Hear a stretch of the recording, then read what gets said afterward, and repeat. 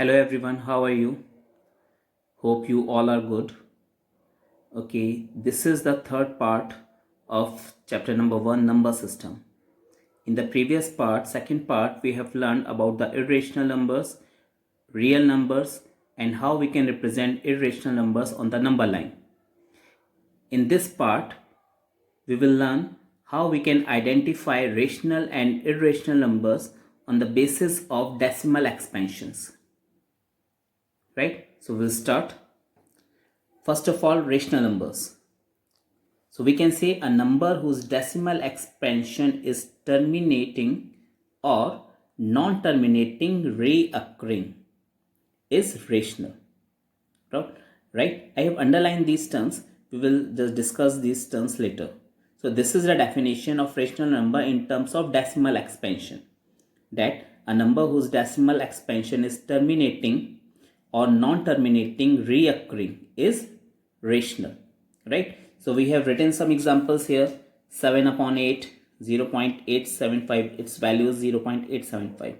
1 upon 2, when we divide this, the answer is 0.5. If we divide this fraction 639 upon 250, then we will get 2.556. So in these three cases, we have seen that the division is end because after this we didn't use any dots like this. Right? So when the division brought to an end, then these type of numbers or this type of expansion is known as terminating. So these are the examples of terminating. Right? Then next it is 10 upon 3 and 1 upon 7.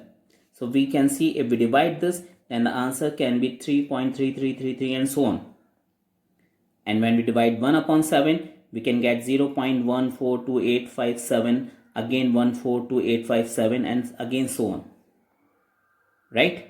Here we can see we are using so on word or dots, both the cases. It means the division is in a continuation.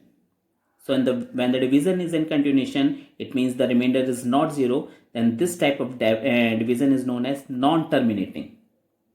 Right? But we can see the digits are repeating after a fixed interval of time in both the cases. It is 3, then again 3, again 3, again 3. It means there is no other digit between them. Right? So it is reoccurring because it is occurring again and again. In this case, we can see it is 1, 4, 2, 8, 5, 7. Right? It is a set of 1, 2, 3, 4, 5, 6, 6 digits. And after that, again, the same digits are repeating. Right? So when the set of the digits is repeating after a fixed period, then that is reoccurring. But dots are there, so it is non-terminating also. Clear? Then irrational number. How we can identify irrational number? So a number whose decimal expansion is non-terminating and non-reoccurring is irrational.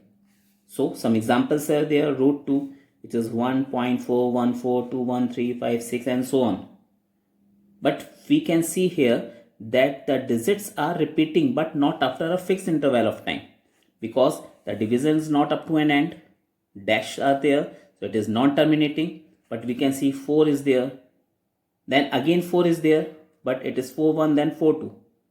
Right? Then after so many digits we are having 4 here, then again after so many digits we are having 4 here. So 4 is repeating, but it is not repeating after a fixed interval of time, so it is non-reoccurring. Then the value of pi, if we are taking 22 upon 7, then it can be act as rational number. But when we are taking its decimal expansion, which is 3.1415926 and so on, so it will be irrational.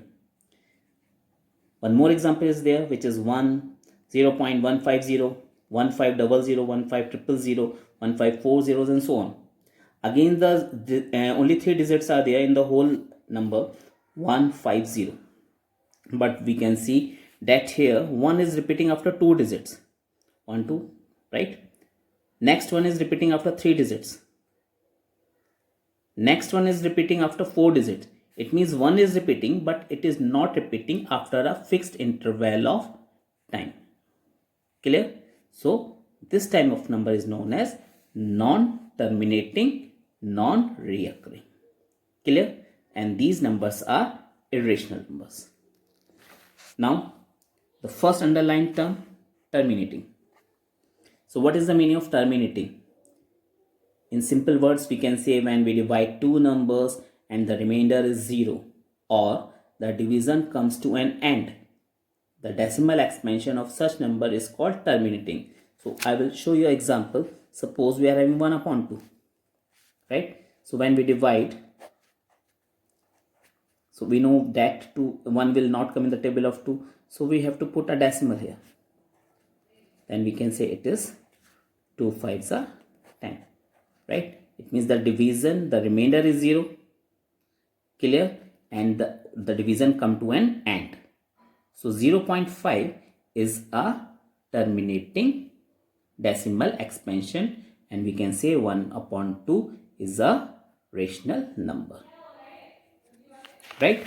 Then next underlined term is non-terminating reoccurring.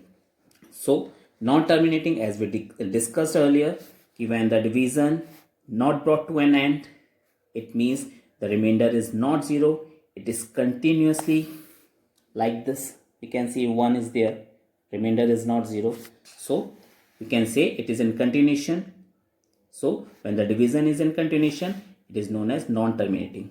But when the digits are repeating again and again, it means we have started from here, so 1 is there, but again 1 is here, right? 1 is here, 1 is here, so digits are repeating. We can see 0.09, again 09, again 09, so digits are repeating, right? So it is reoccurring. Clear? So this type of expansion is known as non-terminating reoccurring. Some examples are here also. 3.3333, 23.051, 051, 051. 0 is repeating after 2 digits, right? After 2 digits 0 is there. Again after 2 digits 0 is here. Again after 2 digits 0 is here. Same is with 5. After 2 digits 5 is here. And again after 2 digits 5 is here, right? So this type of decimal expansion is known as non-terminating reoccurring. Then the next is non-terminating non-reoccurring. Again we have discussed this, but in the simplest way we can say when the division not brought to an end, it means it is non-terminating, and non-reoccurring means that after a decimal the digits are occurring but not repeating themselves after a fixed period, right? Like this 0.73073007300. Digits are same, but they are not repeating after a fixed interval of time, right? Just like 7 is here, after 2 digits 7 is repeating here, but next 7 is after 3 digits, right? Then next 7 will be after 4 digits, like this. So it is repeating but not after a fixed period. So this type of examples these are the examples of non-terminating non-reoccurring, right? Now let's move towards the examples, questions. Suppose we have to find an irrational number between two rational numbers, 1 upon 7 and 2 upon 7. So first of all we have to divide these values 1 upon 7 like this or like this, right? And write down their decimal expansion. And then we can see it is 0.14, it is 28. So it is 14, it is 28, right? Or 0.14, 0.28. So there are so many infinite values, 1, 5, 1, 6, 1, 7, right? So any one value we have to pick and that will become our answer. So the number between them is 0.150150015001500, like this. Clear? Now we'll move toward the exercise. First question.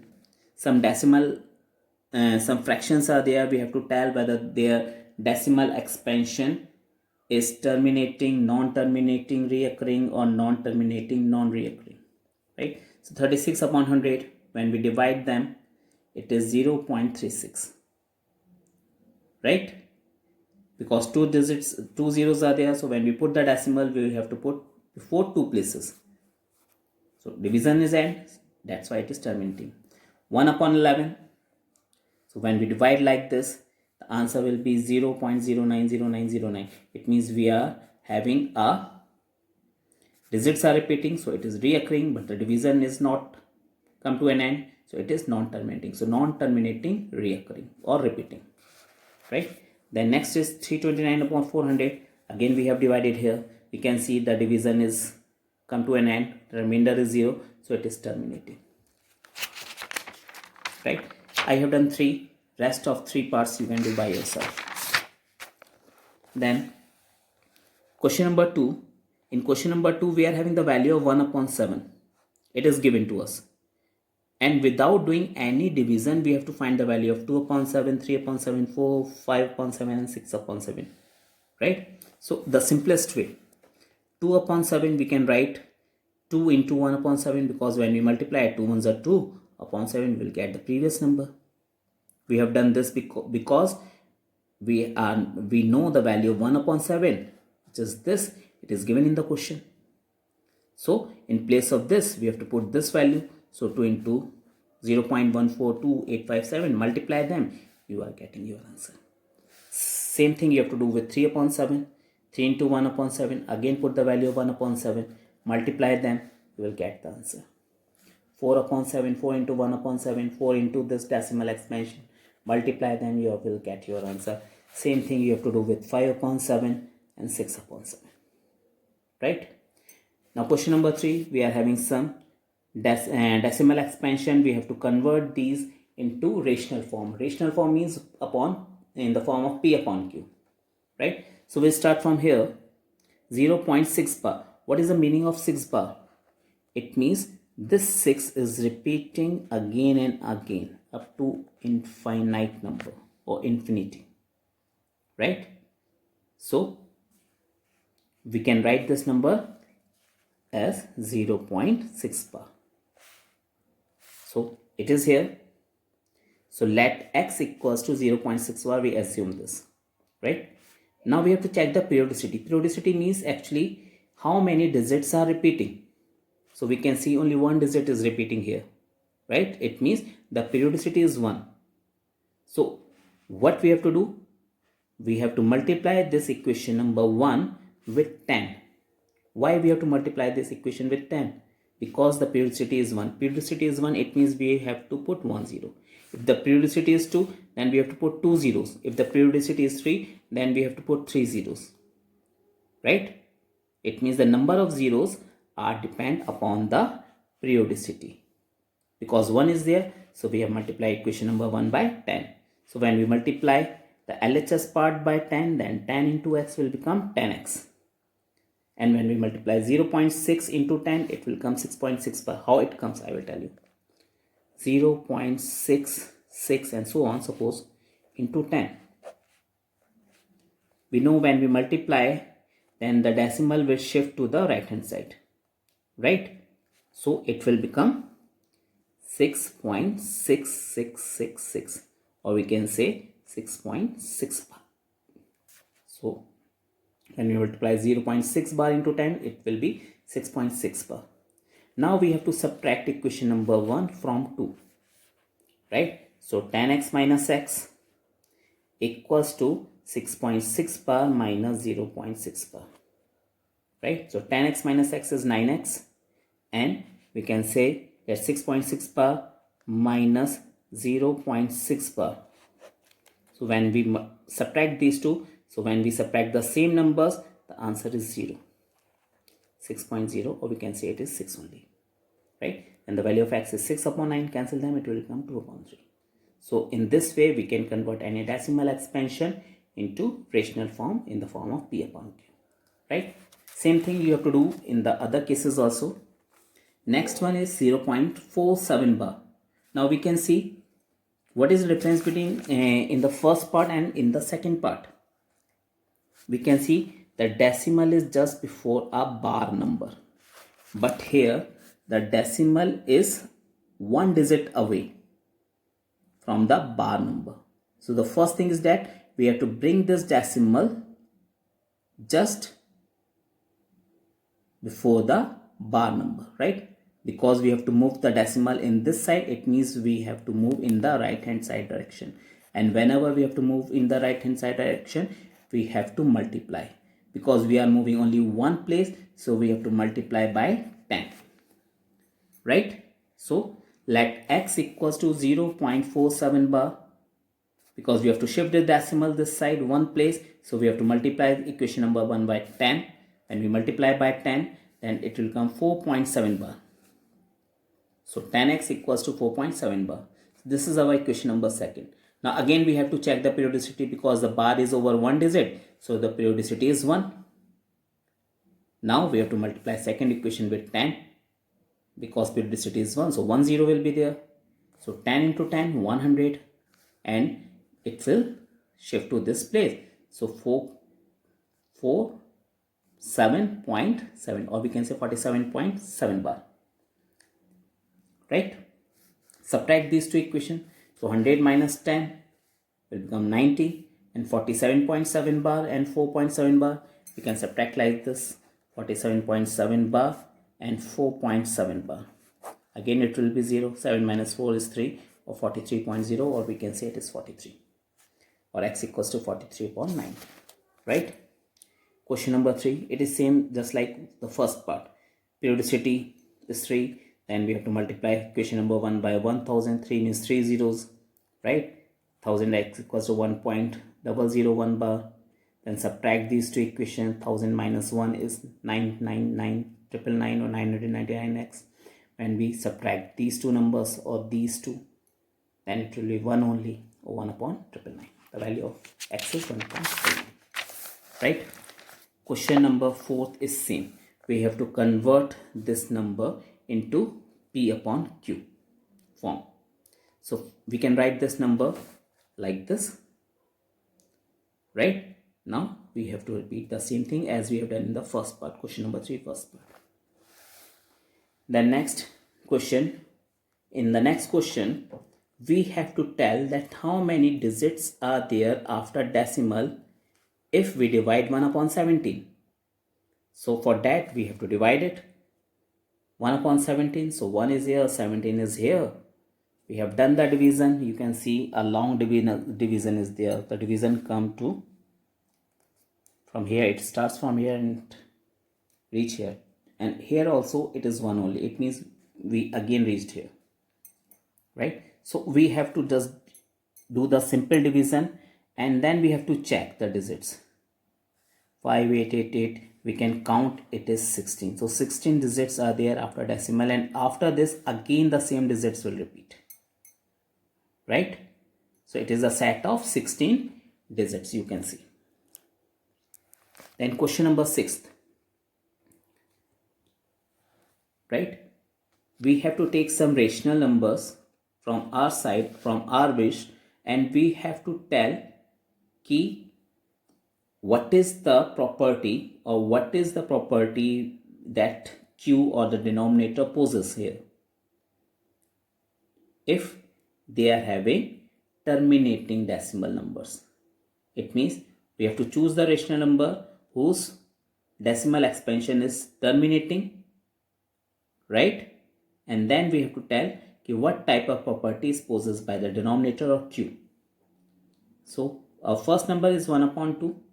When we divide, its value is 0.5. We remove the decimal, it will be 5.10.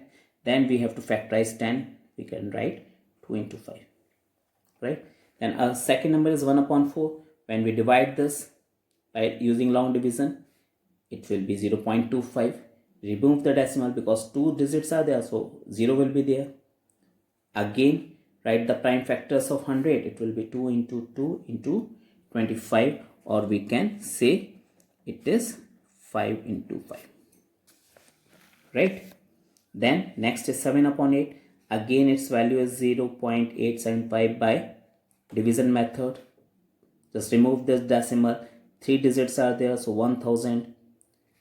Write the prime factors of 1000. 2 into 2 into 2 into 5 into 5 into 5. Then 37 upon 25. Again we have to do the same thing. 100 will be there. Write down the prime factors. Then 31 upon 16, 1.9375. 4 digits are there. The 4 zeros will be there. It means 10,000. And write down the prime factors of 10,000. Clear? So some examples are here from our side whose decimal expansions are there, and when we remove their decimal numbers, these are the fractions.